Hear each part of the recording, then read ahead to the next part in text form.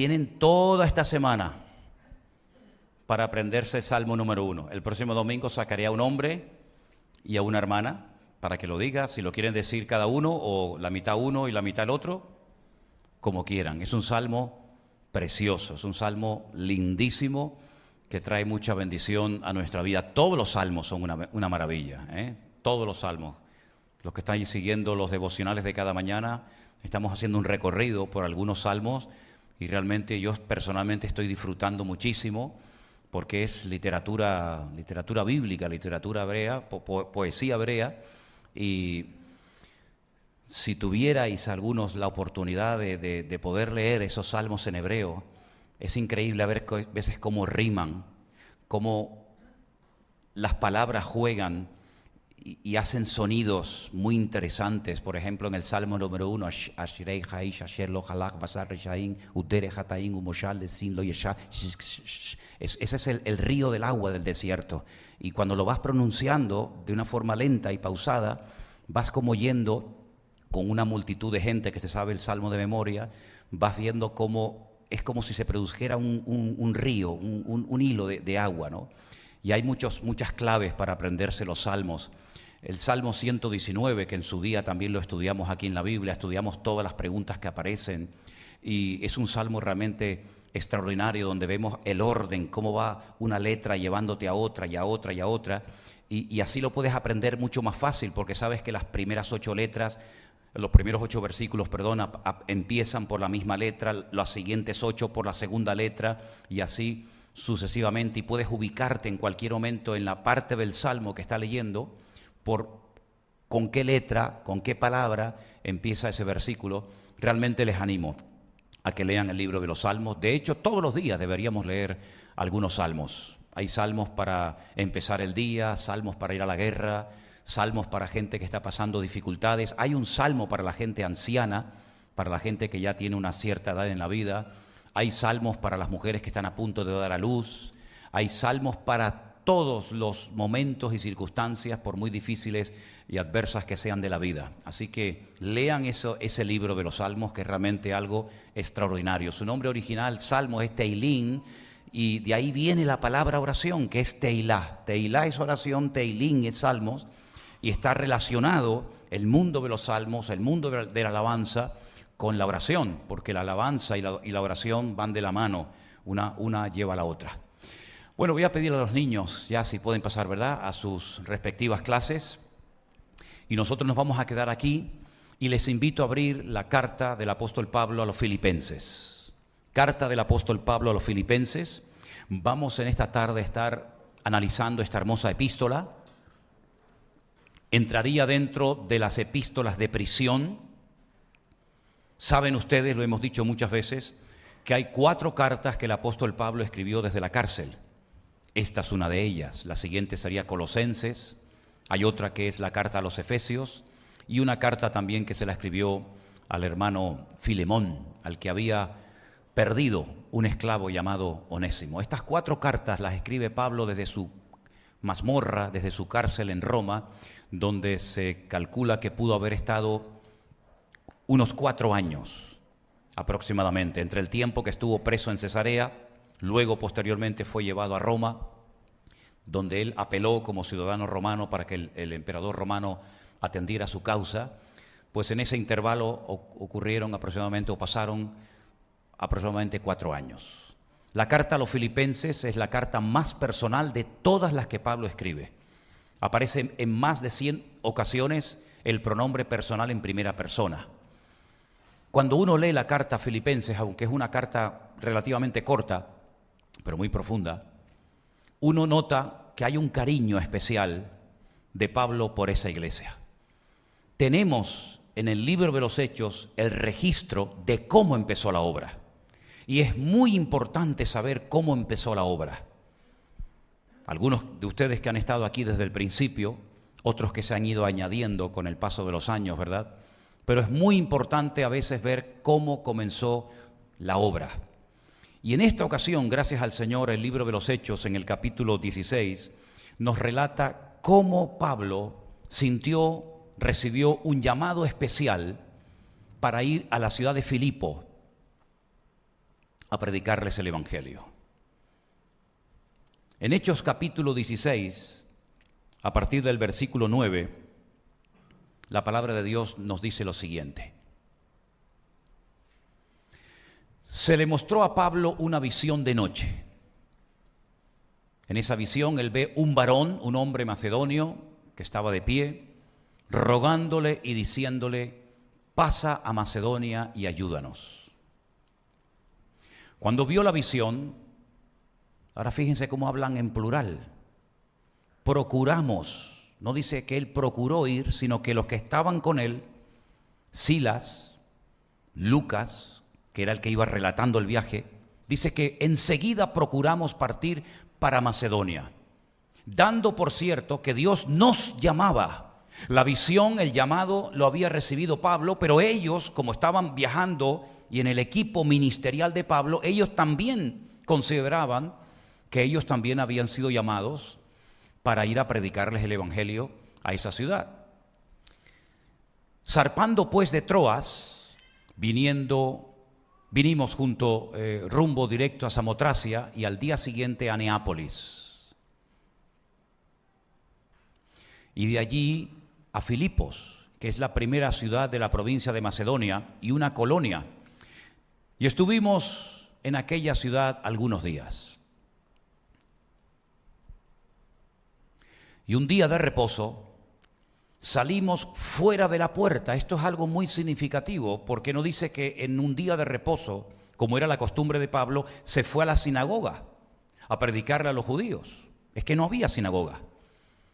Dice que se fue fuera de la puerta, junto al río, donde solía hacerse la oración, y sentándonos hablamos a las mujeres que se habían reunido. No menciona presencia de hombres.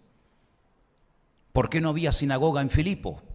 Pues porque no había ni siquiera el grupo mínimo, que se llama en hebreo minyan. Un minyan es un grupo de 10 varones, que es lo que se necesita para abrir un lugar de culto o una sinagoga. Como se ve que no había esa cantidad, las mujeres decidieron tener sus cultos de oración junto a un río a las afueras de la ciudad. Y Pablo fue allí, aprovechando la ocasión. Y entonces allí estaba una mujer llamada Lidia, vendedora de púrpura, de la ciudad de Tiatira, que adoraba a Dios. Ahora, antes de terminar de leer este versículo, ¿por qué menciona el lugar de donde era Lidia? ¿Qué más da? Podía haber dicho el texto: había allí una mujer llamada Lidia que se dedicaba a vender púrpura, que adoraba a Dios, y omitir que era de la ciudad de Tiatira. Y entonces uno tiene que decir, bueno, ¿por qué se menciona esta ciudad en ese momento, hablando de esa mujer en particular? Porque da la casualidad de que la iglesia de Tiatira, que se menciona en el libro del Apocalipsis, era una iglesia que tenía un gravísimo problema, porque una mujer que la llamaban, o tal vez se llamaba realmente Jezabel, como aquella reina perversa del Antiguo Testamento, la reina Jezabel, casada con Acab, dice que ella se había autoproclamado profetisa y comenzó a enseñar en la iglesia de Tiatira a los siervos de Dios a comer cosas sacrificadas a los ídolos, cosa que no se podía hacer. Porque en Hechos capítulo 15, en el primer concilio de Jerusalén, léanlo tranquilamente después al llegar a casa, viendo que había problemas de convivencia entre judíos y gentiles, en ese concilio se toman acuerdos y se escriben y se mandan cartas a todas las iglesias de la época. Y una de las cosas que no se podía hacer en aquella época era comer carne que previamente había sido sacrificada a los ídolos, y menos que tuvieran sangre. Pero esta mujer llamada Jezabel, que dice que ella era profetisa, le enseñaba a la gente a quebrantar esa norma interna en la iglesia, y no solamente, y no contenta con esto, dice que le enseñaba a los siervos de Dios a fornicar. Y uno dice, pero bueno, pero tanta influencia, tanto poder y fuerza tenía esta mujer en esa iglesia que le permitían enseñar a fornicar a la gente. Es que no está enseñando Biblia, no está enseñando a amar a Dios, los mandamientos de la palabra de Dios, está enseñando a cometer relaciones ilícitas sexualmente hablando. Y parece ser que al pastor o los ancianos le habían dado todo tipo de aval, todo tipo de libertad para que sedujera a los siervos de Dios a romper las normas de convivencia y a cometer fornicación. Y era esa mujer de Tiatira. Por eso tal vez Lucas, para que no nos quede el recuerdo de que la gente de Tiatira era gente mala y gente que no obedecían y amaban al Señor, tal vez por eso el Lucas, que es el que escribe este libro, dice que esta mujer era de Tiatira, como dando a entender de que allí también había mujeres buenas, y esta es una de ellas llamada Lidia, vendedora de púrpura, que adoraba a Dios. Tal vez se había convertido, tal vez había oído el evangelio en su ciudad, no lo sabemos. Pero lo que sí dice el texto es que ella estaba oyendo y el Señor abrió el corazón de ella para que estuviese atenta a lo que Pablo decía. Espero que el Señor esta tarde también abra vuestros corazones para que ustedes estén atentos a lo que en este caso no Pablo, sino Manolo Sierra les está predicando en esta tarde. Y cuando fue bautizada, se ve que no estaba bautizada, y su familia nos rogó diciendo: si habéis juzgado que yo sea fiel al Señor, entrad en mi casa y posad. Y nos obligó a quedarnos. Aconteció que mientras íbamos a la oración, se ve que ya era otro día, nos salió al encuentro una muchacha que tenía espíritu de adivinación, la cual le daba una gran ganancia a sus amos adivinando. Esta, siguiendo a Pablo y a nosotros, daba voces diciendo: estos hombres son siervos del Dios Altísimo, quienes os anuncian el camino de salvación. Y esto lo hacía por muchos días. Mas desagradando a Pablo, éste se volvió y le dijo al espíritu: te mando en el nombre de Jesucristo que salgas de ella. Y salió en aquella misma hora. Pero viendo sus amos que había salido la esperanza de su ganancia, prendieron a Pablo y a Silas y los trajeron al foro ante las autoridades.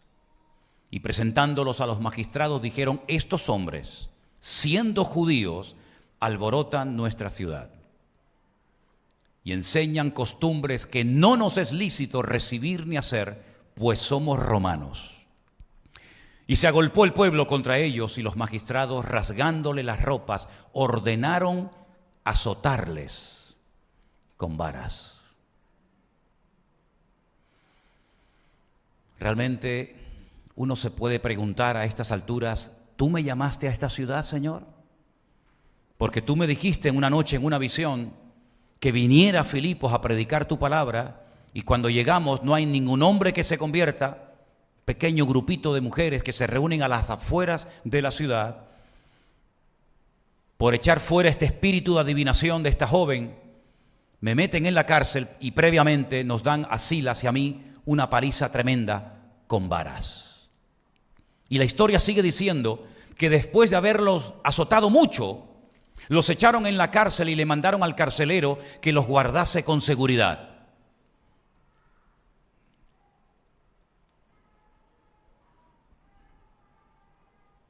Hoy está lenta la lectura, ¿no? Yo voy al ritmo que me marcan.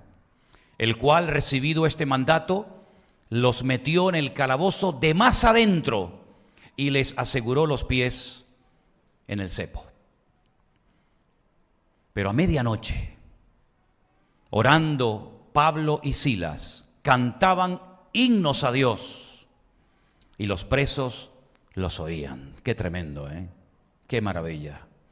Entonces sobrevino de repente un gran terremoto, de tal manera que los cimientos de la cárcel se sacudían, y al instante se abrieron todas las puertas y las cadenas de todos se soltaron.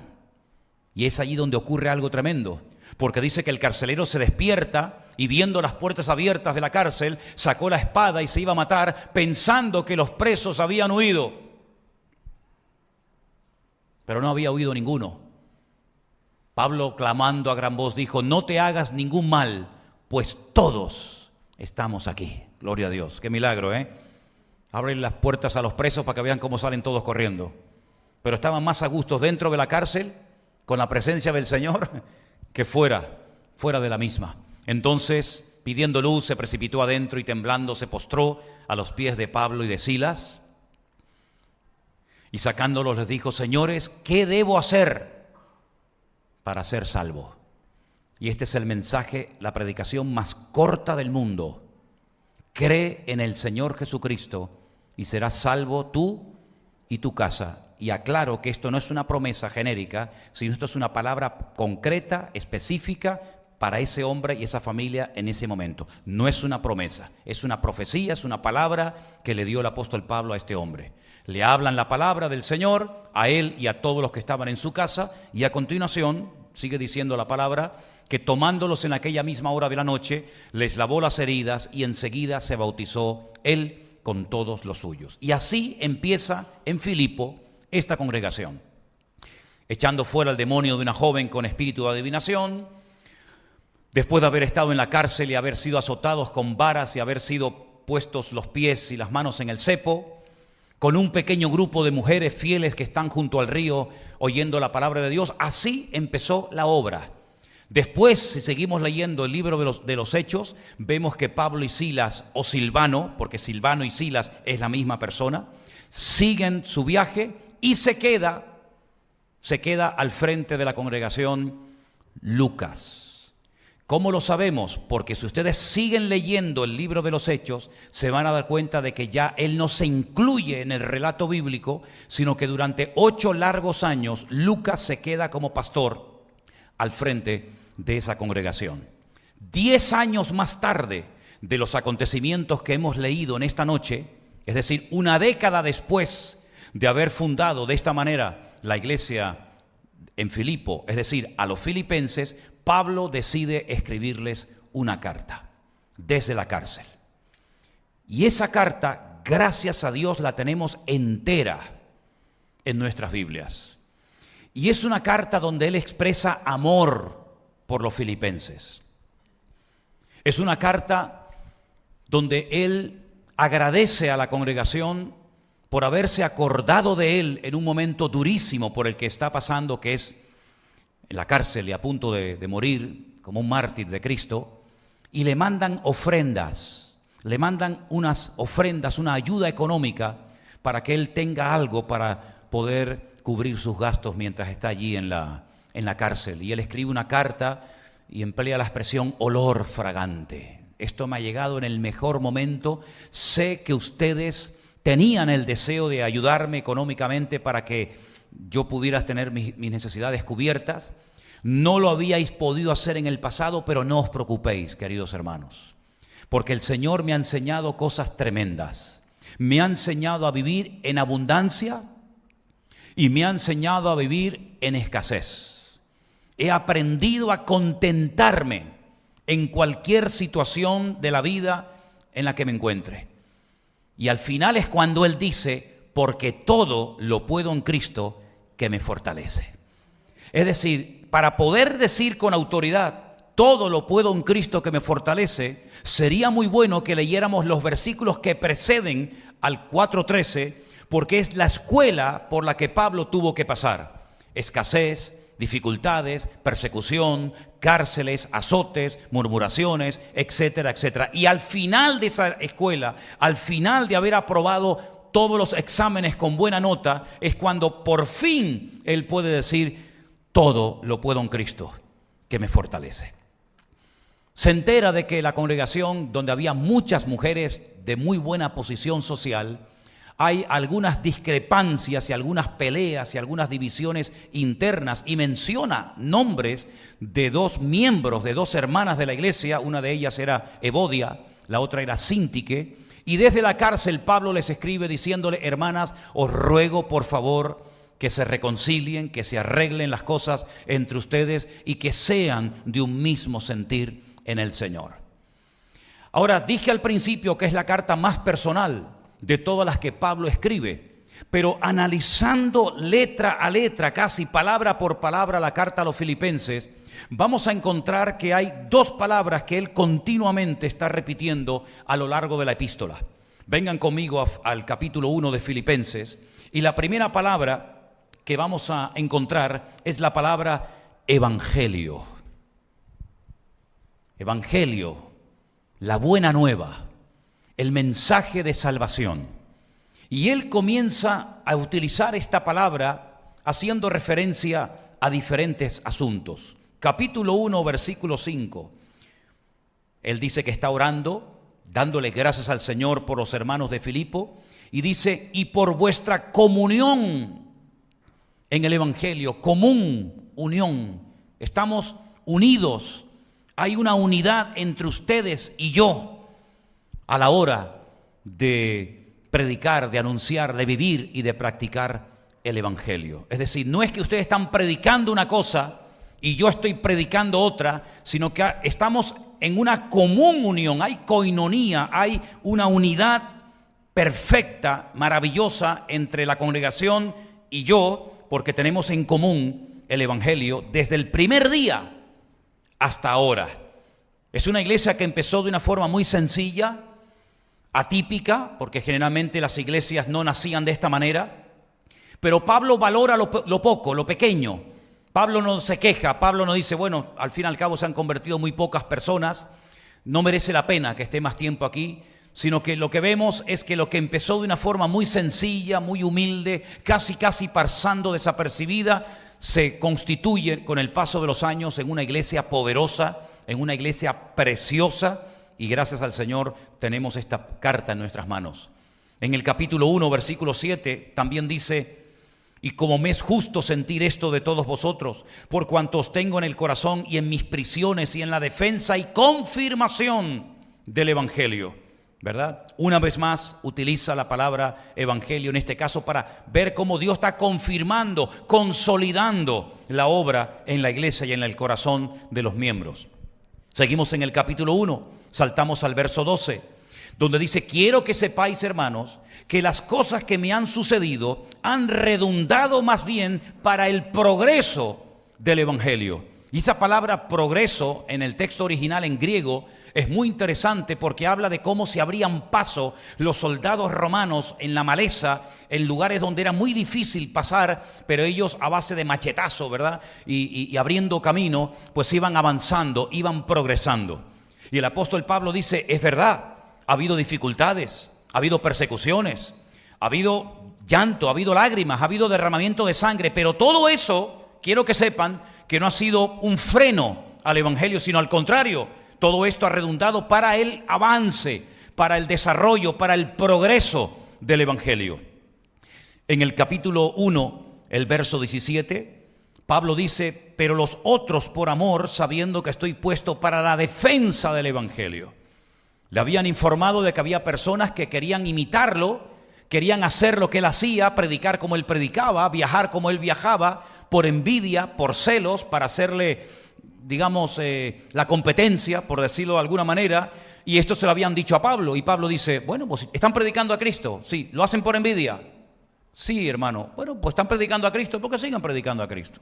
Ellos tendrán que rendir cuenta delante de Dios, a ver por qué ellos también quieren vivir y viajar y predicar y enseñar como yo.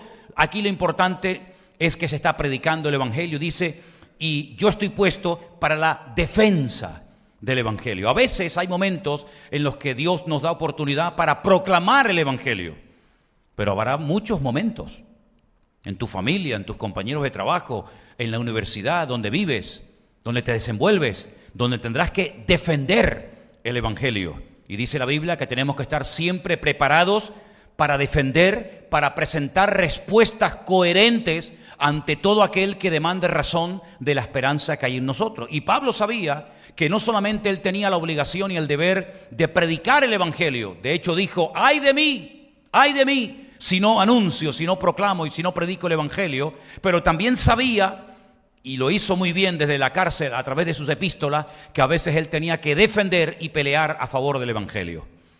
En el capítulo 1, el versículo 27, vuelve otra vez a aparecer la palabra. Solamente que os comportéis como es digno del Evangelio. Usted puede proclamar el Evangelio, puede defender el Evangelio, puede creer en el Evangelio, pero la pregunta es, ¿y está viviendo dignamente conforme a las exigencias del Evangelio? No es a los filipenses, sino a los romanos que en cierta ocasión Pablo les dice, yo no me avergüenzo del Evangelio, porque es poder de Dios, pero que nunca el Evangelio se tenga que avergonzar de nuestra conducta y de nuestro mal testimonio ante la sociedad. Pablo dice que tenemos que vivir dignamente conforme al Evangelio. Y al final del capítulo 1, verso 27, dice, por la fe del Evangelio. Claro que nosotros tenemos fe en el Evangelio, en la buena nueva, en la buena noticia de que Cristo vino, murió y resucitó y ascendió y volverá. Todo eso forma parte del Evangelio y de nuestra fe también en el Señor. Capítulo 2, versículo 22, Él dice, pero ya conocéis los méritos de Él, que como a hijo a padre ha servido conmigo en el Evangelio. Servir, no servirse de, sino servir a, servir al Señor con el Evangelio, predicando su palabra. Otro concepto interesante del Evangelio. Capítulo 4, versículo 3, nuevamente vuelve a aparecer la famosa frase o la famosa palabra.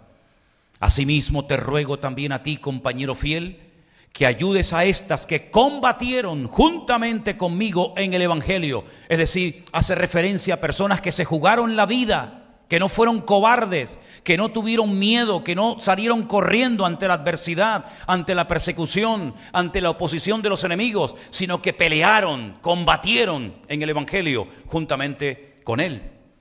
En el capítulo 4, versículo 15 también dice, sabéis también vosotros, oh filipenses, que al principio de la predicación del Evangelio, los que habéis tomado nota, o los que después escucharéis más detenidamente este estudio, este mensaje, os habéis dado cuenta de que Pablo utiliza el término, la palabra evangelio, para muchos asuntos diferentes que tienen que ver con nuestra relación con Dios y con nuestra responsabilidad y nuestros deberes cristianos. Aparece muchísimas veces la palabra evangelio, buena nueva, en su carta. Pero sorprendentemente, otra palabra que aparece muchísimo en la epístola de Pablo a los filipenses es la palabra gozo. Y muchos se han preguntado cómo es posible que un preso, sabiendo que le quedan tal vez pocos días de vida, sea capaz de descubrir el secreto de gozarse en la adversidad, en la lucha y a punto de morir como mártir.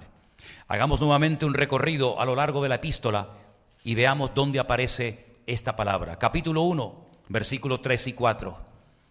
Doy gracias a mi Dios siempre que me acuerdo de vosotros, siempre en todas mis oraciones, con gozo por todos vosotros. No oraba quejándose, no oraba lamentándose, sino que cuando se acordaba de esa iglesia, de esos miembros, del tiempo que él estuvo allí al frente de la congregación, dice, oro, clamo al Señor por vosotros, con gozo en mi corazón, no con dolor, no con tristeza, sino con gozo.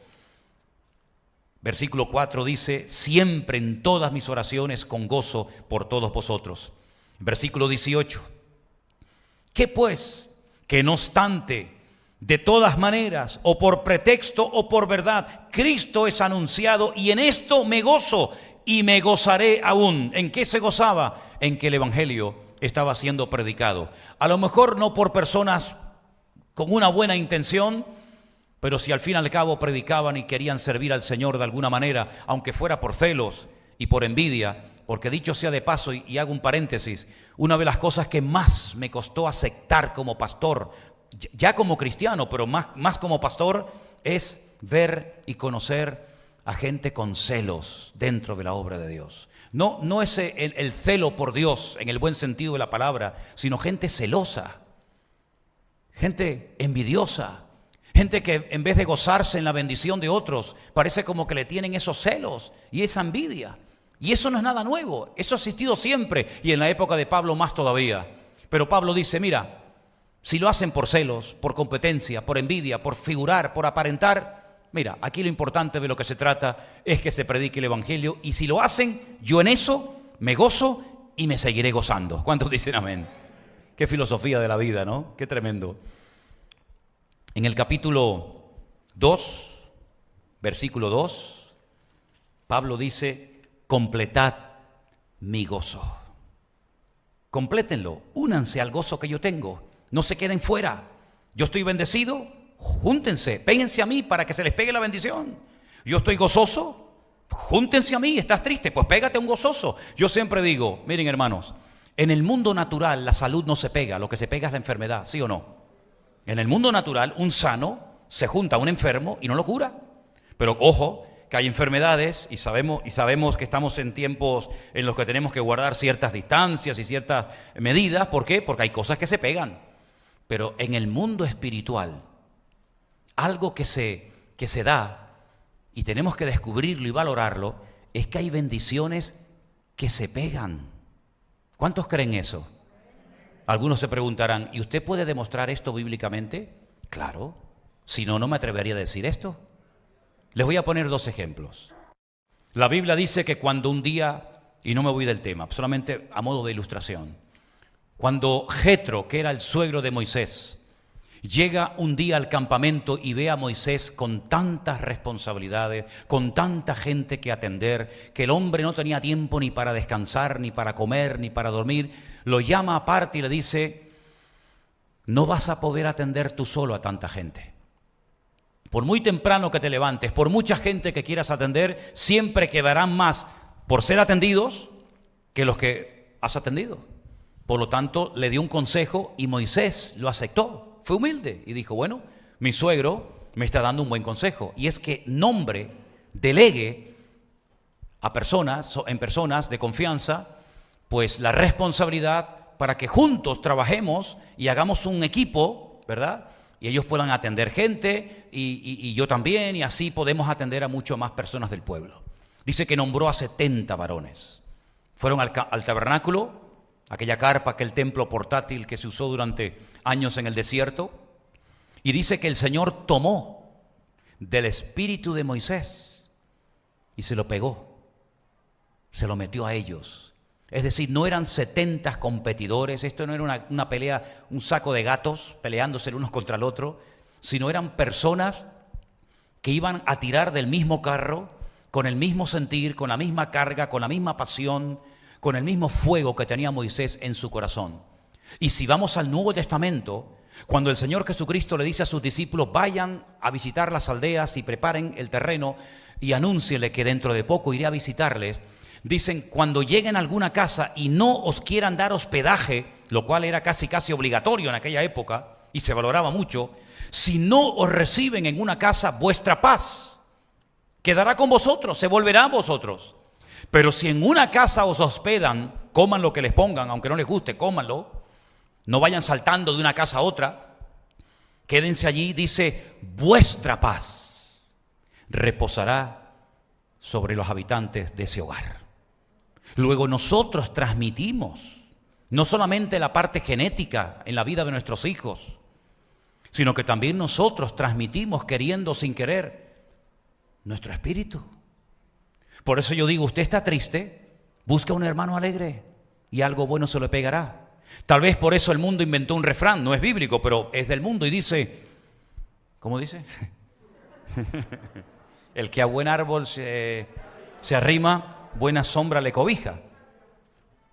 De ese no me acordaba mucho, pero del bíblico sí me acuerdo. El bíblico dice, anda con sabios y sabio serás. ¿Cuántos dicen amén? ¿Usted quiere ser sabio? ¿Cuántos quieren ser sabios? Busque a uno que sea sabio y péguese a él, algo se le pegará. ¿Usted quiere ser una persona de fe? Péguese a uno que tenga mucha fe y algo se le pegará. Y por eso vemos en la palabra de Dios que el gozo del Señor, que es nuestra fortaleza, también es contagioso. Usted no ha estado en una reunión donde uno empieza a reírse y el otro no sabe de qué se están riendo y todos en la sala terminan riéndose y al final dicen, ¿pero qué se están riendo? No sé, pero nos hizo gracia. ¿Sí o no? Es como cuando hablamos de piojo. A todo el mundo le... Bueno, vamos a dejar eso. Filipenses 2:17. ¿Qué dice? Y aunque sea derramado en libación es el líquido, era la sangre que se recogía de los animales y se echaba, ¿verdad?, sobre los sacrificios. Aunque yo sea derramado, fíjate, aunque me saquen la sangre y la derramen sobre el sacrificio y servicio de vuestra fe, me gozo y me regocijo con todos vosotros. ¿Cuántos dicen amén? Pues claro, gozarse, si me sueltan de la cárcel, gloria a Dios, hacemos una fiesta. Pero no, yo me voy a gozar el día que cojan mi sangre y la derramen sobre un altar, sobre un sacrificio, como si yo fuera un animal. Ese día me gozaré y me regocijaré, y ustedes también tienen que gozarse juntamente conmigo. ¿Cuántos dicen amén? No, uno nada más. ¿Cuántos dicen amén? Es tremendo esto, ¿eh? Esto es tremendo. Está hablando un preso, un anciano condenado a muerte. Y miren cómo habla. Capítulo 4, es el último versículo, versículo 10. En gran manera me gocé en el Señor. Ahí está la clave, en el Señor.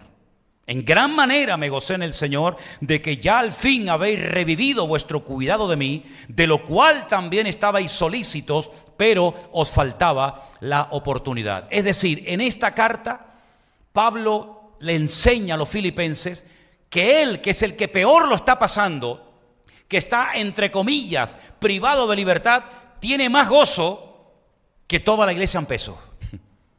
Es decir, ustedes no tienen que estar preocupados por mí. Ustedes no tienen que estar tristes por mí, porque yo me estoy gozando aquí adentro como ustedes ni se imaginan, porque el Evangelio está siendo predicado, porque el Evangelio ha sido confirmado entre ustedes, porque el Evangelio lo están llevando a la práctica hasta las últimas consecuencias. Y como parte del Evangelio, si yo tengo que morir como si fuera un animal, derramando la última gota de mi sangre, en ese momento me seguiré gozando en el Señor. Y quiero que ustedes también se gocen juntamente conmigo. ¿Cuántos dicen amén? Es tremendo, es una carta realmente extraordinaria, es un manual práctico para vivir una vida cristiana victoriosa. Y esto sí me lo acabo de inventar ahora mismo. El libro de Filipenses es un manual práctico para vivir una vida cristiana victoriosa. ¿Usted quiere vivir una vida victoriosa o una vida mediocre? ¿Usted quiere vivir de victoria en victoria o quiere vivir de llanto en llanto y de lamento en lamento? Pues en Filipenses encontramos un ejemplo de un hombre condenado a muerte que probablemente nunca más volvió a viajar y a visitar congregaciones, que aprendió a gozarse en el Señor. Y como Pablo no escribía las cartas, sino que las dictaba, a los teólogos les ha llamado mucho la atención cuando el apóstol Pablo le está dictando a Silas la carta, y en el capítulo 4 encontramos lo siguiente. Pablo está dictando, seguramente caminando por la celda de un lugar a otro. El Espíritu Santo lo está inspirando, él escribe esto, escribe lo otro, y di esto, y no, eso no, bórralo, y escribe esto. Y hay un momento en la carta en el que Pablo le dicta a Silas y le dice, escribe. Capítulo 4, verso 4. Regocijaos en el Señor siempre. Y me imagino que el que estaba escribiendo la carta se la habrá quedado mirando diciendo, ¿qué? Y le dice, ¿qué dice el versículo? Otra vez te digo, regocijaos. No pongas cara de bobo, pon lo que te he dicho. Regocijaos. Si fueran argentinos sería doblemente gozarse, ¿no? Es no sé qué, ¿no? Gócense, gócense, gócense, no importa. No se dan cuenta que yo, que estoy condenado a muerte, que no voy a salir de aquí, que estoy pasando frío y calamidades y privaciones, no se dan cuenta que el hombre más gozoso del mundo soy yo. ¿Cuánto más ustedes, hermanos, que van a recibir esta carta? Así que regocijaos en el Señor siempre. No dice de vez en cuando. Cuando hay dinero, regocíjense y hagan fiesta y maten el becerro gordo. No, no, no. Regocijaos en el Señor siempre. Pero es que ya no estoy ganando tanto como antes. Pues aprende a gozarte ahora, porque si no aprendes a gozarte ahora, la lección va a durar todo el tiempo que ni te imaginas. ¿Por qué? Porque ¿cuántas veces se tiene que presentar a un examen una persona que lo suspende? ¿Cuántas veces? Pues hasta que lo apruebe. Hay algunos que el carnet de conducir lo aprobamos a la primera. ¿Cuántos de los que están aquí aprobaron el carnet teórico y práctico a la primera? Levanten la mano. El de la moto, el del coche, yo todo lo aprobé a la primera. Pero hay algunos que a la segunda. A ver, ¿alguien aprobó a la segunda? Algunos. ¿A la tercera? Algunos. ¿A la cuarta? Algunos. ¿A la décima? Bueno, déjelo ya. Vas a tener que presentarte y una vez y otra vez y otra vez y otra vez hasta que apruebes. En el sentido espiritual exactamente igual. Ya has aprobado la lección de gozarte en la abundancia. 10, aprobado. Matrícula de honor. Vale, vamos a la otra asignatura. Ahora voy a enseñarte a gozarte en la adversidad. Has suspendido el examen. Te has quejado, has estado con lloriqueo, has estado con una mala actitud. Mañana otra vez. Y otra semana otra vez igual. O peor que la anterior. ¿Y por qué tengo que repetir lo mismo? Porque no has aprobado el examen. Cuando apruebes el examen, ya verás que esa prueba se va y probablemente el Señor te enviará otra. Pero esa es la forma como Dios está tratando a la iglesia en el último año que estamos viviendo. Nos está mandando una serie de pruebas. A todos, a todos. Y nos ha metido a todos en el mismo saco. Y a unos aprueban, otros suspenden, unos repiten. Pero lo que está bien claro es que el Señor lo que está tratando a través de esta hermosísima carta es inspirar a la iglesia de los filipenses y a nosotros, por supuesto también, para que aprendamos a gozarnos en la adversidad, en las pruebas, en las dificultades, porque por muchas pruebas que estemos pasando, ninguna se puede comparar a la que Pablo en este momento estaba experimentando. Estaba en una mazmorra, en una cárcel. A veces hemos visto en algunos documentales de televisión presos que se han construido su propia cárcel, y aquello más que cárceles parecían jaulas de oro. Parecían palacios, no le faltaba absolutamente de nada. Pero Pablo no está en una cárcel de oro con WhatsApp, con Facebook, con YouTube, con visitas, con buena comida. No, Pablo incluso cuando le escribe a Timoteo le dice: ven pronto porque el invierno va a empezar y me dejé el capote en casa de Carpo, tráemelo porque me estoy congelando de frío. Y tráeme los pergaminos, y tráeme esto, y tráeme lo otro. ¿Por qué? Porque él está pasando dificultades humanamente hablando, pero en medio de esas dificultades escribe 4 cartas espectaculares, y una de ellas es esta. Y yo doy gloria a Dios que el Señor permitió que esta carta nos llegara a nosotros hoy en día. Estuvo desde el año 46 hasta el 56, una década entera aproximadamente, predicando el Evangelio, tratando de llevar el Evangelio a los gentiles, tratando de llevar almas a los pies de Cristo, gente de otro contexto cultural, de otras religiones, de otras prácticas, etc. Y llegó el momento en el que el Señor permitió que lo encerraran, lo protegió durante años, viajó por todo el mundo entero de su época, pero llegó un momento que los últimos 4 años de su vida no salió ni de aquí a la esquina. Tenía unas cadenas en las manos y en los pies que le impedían viajar, pero Pablo nos dice: ¿y ahora qué hago?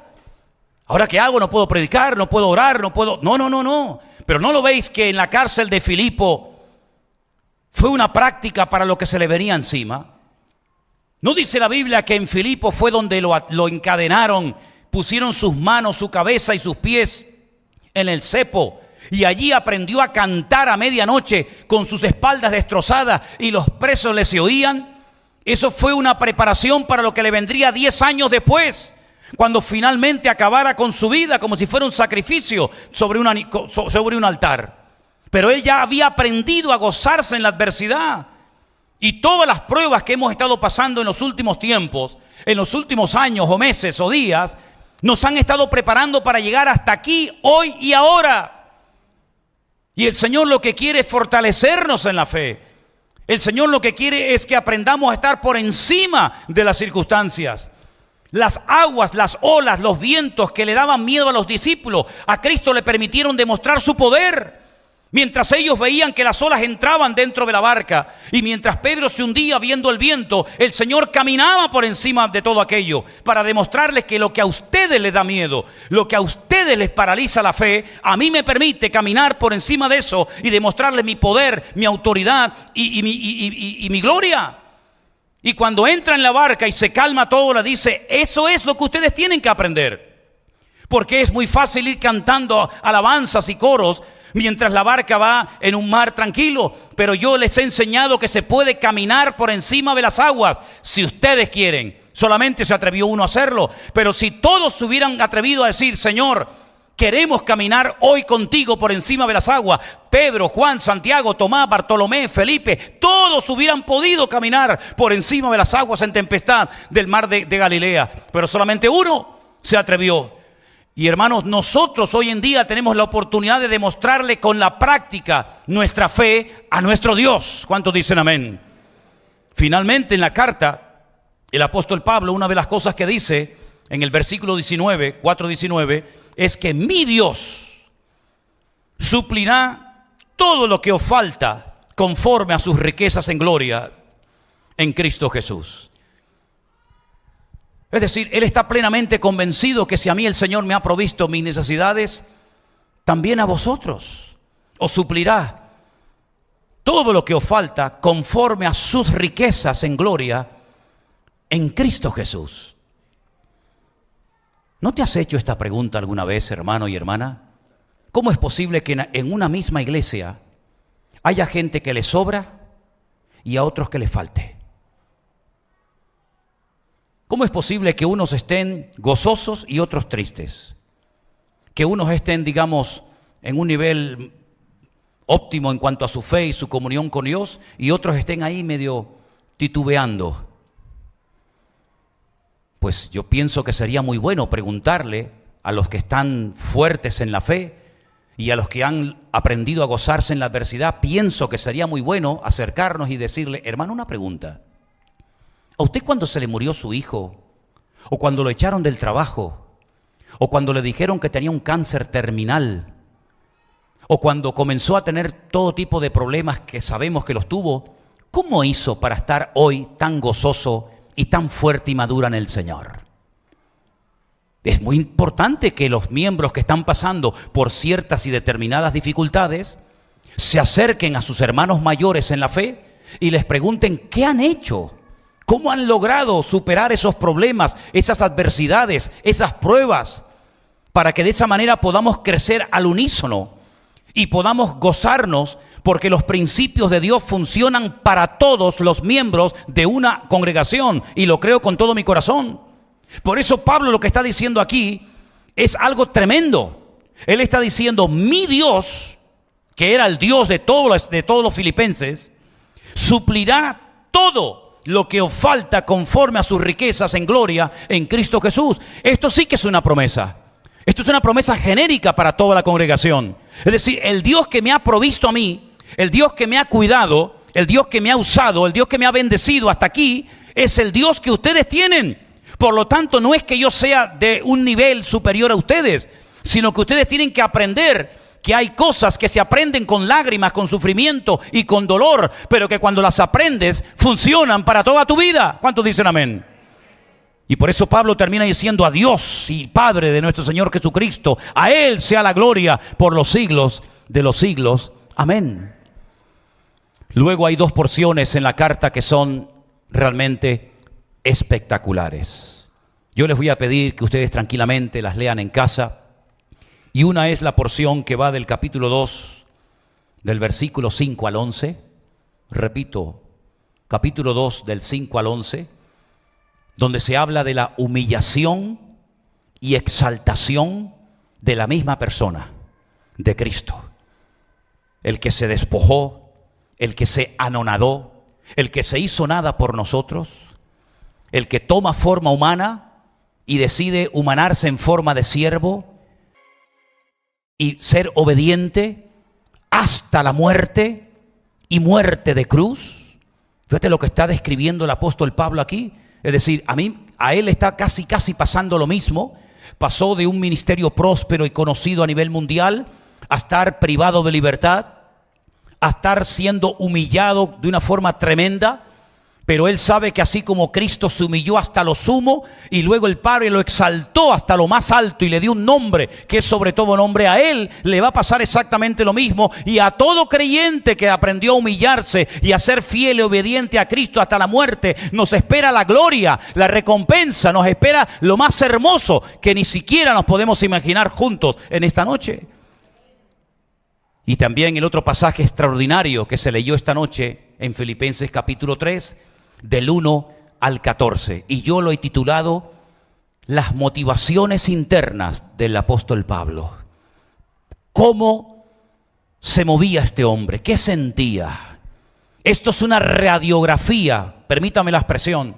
Filipenses 3 del 1 al 14, que fue la lectura que se leyó esta noche, por favor léanla tranquilamente después en casa, es una radiografía de Pablo por dentro, pero no de su cuerpo, sino de su mente, de su alma, de su relación con el Señor. Le preguntaron una vez al famoso escultor Miguel Ángel: ¿cómo haces tú para hacer una obra de arte? Dice: muy fácil. Cojo una piedra y ya veo la figura. Y lo único que hago es que me dedico a quitarle todo lo que le sobra. Y después ahí sale la figura que deja al mundo con la boca abierta. Ya el Señor a nosotros nos miró antes de la fundación del mundo y nos vio acabados y perfectos, hechura suya, dice el libro de Efesios, poema, obra de arte de Dios. Pero le sobra esto también. y hay que quitarle un poquito por aquí y un poquito por allá. Y cuando vamos al principio de la Biblia, nos encontramos a Dios que le dice a Adán: cierra los ojitos, Adán. Duerme un poquito. Duerme, descansa. Y dice la Biblia que de su interior sacó la materia prima que Dios utilizaría posteriormente y le da una forma. Y cuando se despierta le dice: mira lo que he hecho, con algo que te saqué, mira la obra de arte que te traigo. Y Adán se quedó con la boca abierta. Eso es lo que Dios viene queriendo hacer en nuestra vida desde el día que nos convertimos a Él. Estad quietos, esperad en el Señor, pacientemente esperé en el Señor. Y mientras descansamos en Dios, Dios comenzará a podar las ramas secas de nuestra alma. Dios comenzará a esculpir la figura de Cristo en nosotros, de tal manera que cuando nos despertemos de este sueño, podamos ver la obra maravillosa que Cristo ha hecho en nosotros. Por eso Pablo le dice a nuestros hermanos de Filipo, pónganse de pie por favor: estoy persuadido de esto. Filipenses 1, versículo 6. Estoy convencido de lo que les voy a decir ahora, que el que comenzó en vosotros la buena obra, la perfeccionará hasta el día de Jesucristo. Te vuelvo a repetir ese versículo. Estoy persuadido de esto, que el que comenzó en vosotros la buena obra, la perfeccionará hasta el día de Jesucristo. Si te dejas tratar por el Señor, si te dejas moldear por Él, tu mente, tu carácter, tu personalidad, tu vocabulario, todo, y se lo pones a los pies de Cristo, la obra que ha comenzado a hacer el Señor en tu vida, la va a perfeccionar de tal manera que al final, cuando nos presentemos delante de su presencia, el Señor nos dirá: entren, porque aquí solamente entra lo santo, lo puro, lo limpio. Los de limpio corazón, solamente ellos verán a Dios.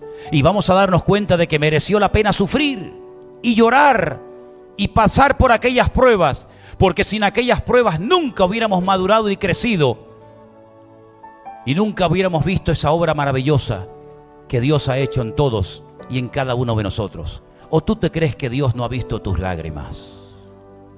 ¿O tú te crees que Dios no sabe lo que te está pasando? ¿O tú te crees que Dios no ha oído tu clamor y tu oración? Claro que lo ha oído. Cierra tus ojos ahí donde estás.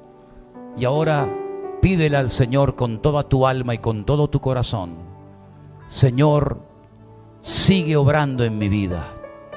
Sigue obrando en mi corazón. Perfecciona tu obra en mí. Perfecciona tu obra en mí, Señor. Acaba esa obra que un día comenzaste a hacer en mi corazón. No quiero quedarme a medias, Señor. No quiero ser una obra incompleta, una obra inacabada. Quiero ser como el barro en las manos del alfarero.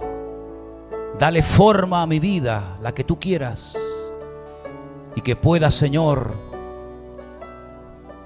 mantener todos los días de mi vida la comunión con el Evangelio, ser confirmado, fortalecido con el Evangelio, progresar en el Evangelio, defender el Evangelio, vivir dignamente según el Evangelio, creer y tener fe en el poder del Evangelio, servir a Dios predicando el Evangelio, combatir con el Evangelio y predicar la buena nueva a todo el mundo que tú me pongas por delante. Y mientras tanto nos gozaremos en la adversidad, en la lucha, en la